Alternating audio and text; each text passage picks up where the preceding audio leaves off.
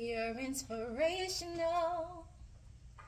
Everything about you is amazing. Not afraid to step out, girl. You're trailblazing.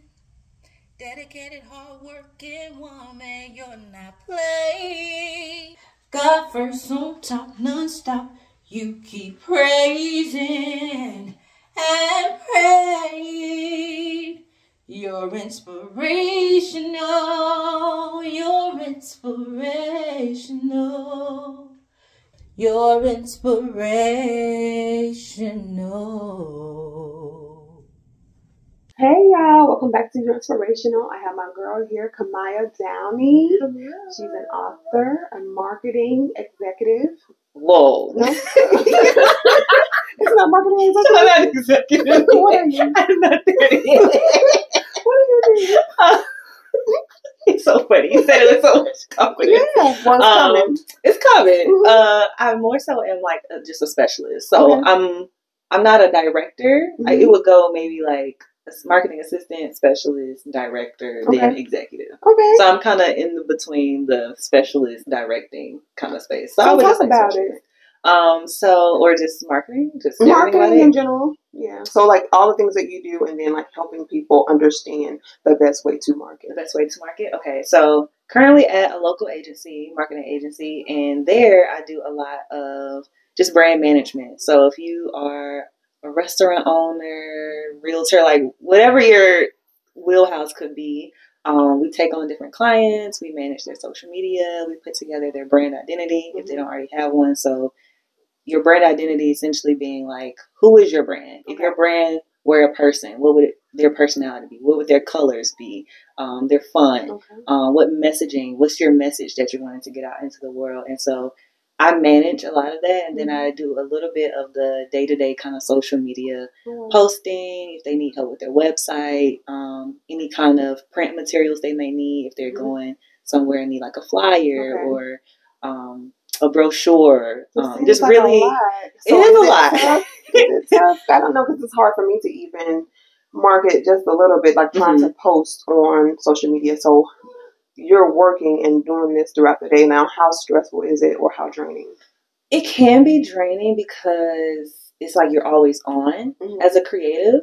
And I enjoy creativity just personally. And so doing it professionally can kind of feel like you're a machine sometimes, especially with how fast paced social media is, and you're always trying to stay on top of like trends and the algorithm did this, and so it can be a bit stressful, but I do think I try to keep myself grounded in why I enjoy it, and that just goes back to me valuing like people's stories. Like everyone has a story to tell, and not everyone's able to bring that vision to life, and it's like, I want to help you bring your vision to life. Like, if you don't feel like you're that creative, I want to help you communicate what's up here in a way that aligns with like whoever your target audience is or your ideal client is. Like, I just like bringing a vision to life. So I try to stay rooted in that because it can get stressful. Yeah. I'm not gonna.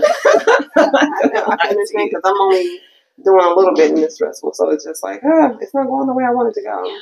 But you were just talking about telling a story, like, helping other people tell their story. So can you tell your story and how this came about? So Blooming Hurts. It's so funny. The title came to me around the end of my college, time at college, around 2019. And I was like, Blooming Hurts. I was like, that's something. I don't know what that's going to be, but that's something. That's good. I like it. I've always written. I've been a writer since a very young age. I feel like I came out the womb wanting to write. And so it's always been very natural to me. And I grew up really shy, so I didn't always openly share my writing. But every now and again, I would like share poems and like songs with like my friends in middle school, high school, and everyone would just be like, "Girl, this is good. Why don't you share this?" And I'm like, "No, it's mine. No one can see this." And then once I was in college, I did join like a poetry club there. And so I got more comfortable sharing my poetry with other people and performing at open mics and readings and stuff like that. And so God definitely blessed me with the title, and I was like, I want to show a different story, a different narrative, because sometimes we can get so caught up, especially in this social media age, of like the glitz and glam and we think everything is an overnight success. And I think there needs to be more stories about like sometimes it's gonna hurt. Because I was growing up thinking I was doing something wrong because like why is this painful and why is this difficult and why is this challenging? Like we think that life is just gonna be this easy, straight and narrow path, and I really just want to hold space for my journey and the parts that weren't the best but still contributed to my dopeness, my petals. Like we kind of need both. We need the light and the dark. Like we need the sun out, and then we need these like rainy, gloomy days to like water what the sun is like giving life. So I wanted to hold space for that, and it kind of goes through like childhood. I talk about love a little bit. I'm such a lover girl, so I talk about love. I talk about self-acceptance, like really just embracing who I am and like my God-given design, because so much of life kind of tells you need to be something else to succeed. But it's like, I want to succeed my way. Like, this is what is true to me. This is how I was made. I want to succeed like that. Not like being like that person. Not to say that person's bad or wrong, but like that works for them. Right. So self-acceptance, and then like just the concept of blooming again. Like we're always evolving. And so I feel like I've definitely evolved past like blooming hurting. But it still hold like it was the truth of my story then. So what is your love life like? I am dating. Go ahead. So I am dating. Okay, go ahead. Yes, I am dating. I've always been one of those people that I just get really, like, I'm just a serious dater. Like, it's hard for me to be a casual type of girl because I could just get deep. Like, and I don't think that's for flings or for just, casual dating. I feel like I would get pressured by friends to just like, oh, just have fun. But it would feel like a waste of time. If I know I'm not interested in this guy, or if I know we don't click or have similar values, why would I go out with him? So, your dating is intentional. Yes, very intentional dating, and I am now in a relationship. We've been together for a year. And I really feel like I'm like, is this the one guy? Like, confirm this for me. But it's going well, but it definitely took just a season of singleness. I was single for maybe like 3 years. Okay, that's good. And that is not always easy. It's not always easy. So, in your dating, are you waiting still? Okay, so like, you're in a relationship, but are you practicing abstinence, or are you all practicing, like married life type style, but still not married? Like, are you going to wait and then get married, or? Yes, we're choosing to wait. I haven't opened up those can of worms yet. It takes a lot for me to feel comfortable with someone. And so I haven't met a guy where I'm like, I feel comfortable enough to just go there with you. And so now that I do have a guy that I feel like that could be the case, it's like, well, I waited this long. We both kind of agree, like, we waited this long, like, let's just see, like, let's just wait it out and see like what that does. So, yeah. And so what can you say to someone who thinks right now that they ought to be doing those things? Like, they're just like, I can't wait. I love this person so much. Like, what is your encouragement and what words of wisdom can you give to them? That's a good question, because it's definitely not easy, especially if it's someone you love, you're attracted to them. I would say it's so funny because my boyfriend, he mentioned something to me where he calls it like going for the gold. Like, yes, doing it now might seem great, but God just blesses like things in a different way when it's done the way he feels it was intended to be done. And so it's almost like don't I don't want to word it. Don't foul it out. Like, go for the goal. Like, don't block it. Yeah, don't block a potential blessing. Don't like try to get a sliver of the cake when you could have the whole cake, but you just got to wait for it. I think it's just a testament to discipline. Like, if I really love this person, really honor this person, really want to be with them and believe in like God's promise and his provision, let me check my flesh. Let me check myself and just exercise some patience. And I think we can do that even in our day-to-day life by like not always feeling like we need to gratify ourselves. And And so if you feel like waiting is difficult, maybe stretch your patience in other areas. Like, instead of doing the easy thing that could be done, maybe set up some pieces of your life where you're like, you know what, I'm not gonna instantly gratify myself. I'm gonna try to see what it's like to have some discipline and not just feed into like what my flesh is saying it needs or it wants. And that could be with food. That could be with like the urges, sexual urges, or that could just be with, you know, you had a bad day and you want to binge watch Netflix, but instead it's like, you know what, I'm gonna have the discipline to open my Bible instead, or just finding ways to practice that discipline. That's good. Yeah. Now, what was your growing up like? Your childhood? Growing up was a little interesting because my mom had me and my siblings pretty young.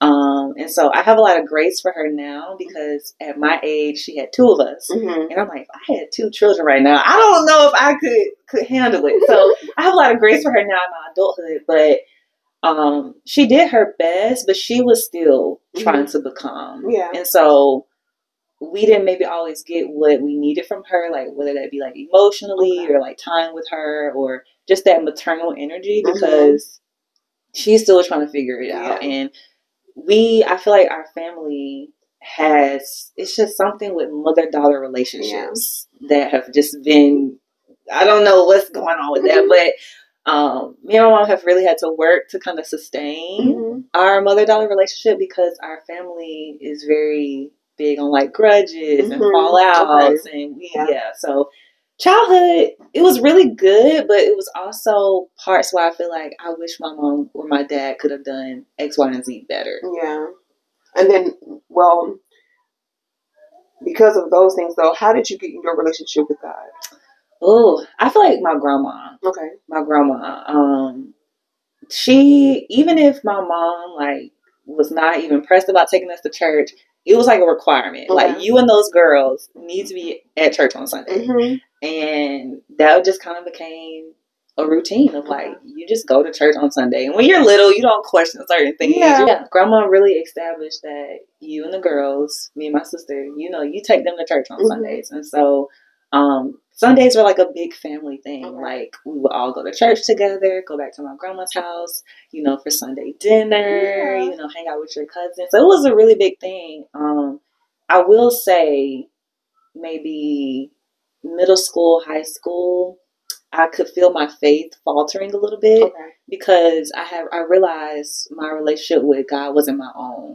It was kind of just like passed down to me. Like, this is what grandma did. This is what my mom did. And so I would say around college, I really had to figure out like faith for me. Like, what does that look like? I can't just survive off of my grandma's prayers. Like, I need to know how to pray. I need to know how to talk to God.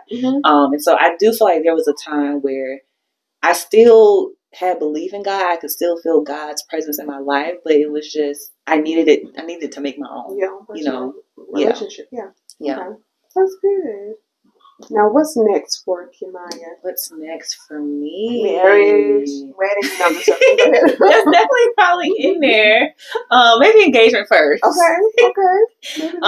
That's definitely in there. I definitely want to do more writing. I think I'm finally coming to terms with like, Keimaya, you're a writer. Like, you can't run from that. It is okay. There's no shame in that. I think for so long I hid or would try to just be like, you know, I didn't really want to put myself out there, but now I'm just really accepting like, no, this is who I am. This is what I do. So definitely more writing. I have a few projects up my sleeve. And I want to do more speaking, more well-being, wellness related things, whether that's events or panels or just however it chooses to take form. But, I just have a passion for seeing people fulfilled, seeing people feel good in their mind, their body, their soul. Because I just refuse to believe we were brought to earth to just be miserable and depressed all the time. And like, those things happen, but I don't think that's supposed to be our just life, you know, so. Yeah. Well, I believe everything going to go good for you, especially with like keeping God first. And so since you're keeping him first, everything's going to go good for you. So I'm excited for you. Thank you. Yeah. I can't wait to see what comes next. And, you know, just I'm excited too. I will. Yeah. I'm trying to, I used to be such a huge planner. Mm-hmm. Like I would have my whole life planned out. And I'm like, I'm sure God's like laughing, like, girl, please. Yeah. Like you got some stuff on the money, but you have no idea. So I'm working on surrendering a lot more this season. And it's like, these are the desires that I have, but God, your will first. Because I'm so sick of getting in my own way and getting in your way. So you tell me where I need to be. And so I'm definitely surrendering to that. And so I think it's going to be a blessing. I'm excited to be surprised. Yeah, so. I can't wait to see it. So we'll have a part 2, like, you know, when you get everything together and all the next, you know, so your next phase, and you'll come back and tell us about it and like what God did. So, but thank you so much for coming. Thank you. You know, we're gonna say goodbye. We'll see you next time. Bye.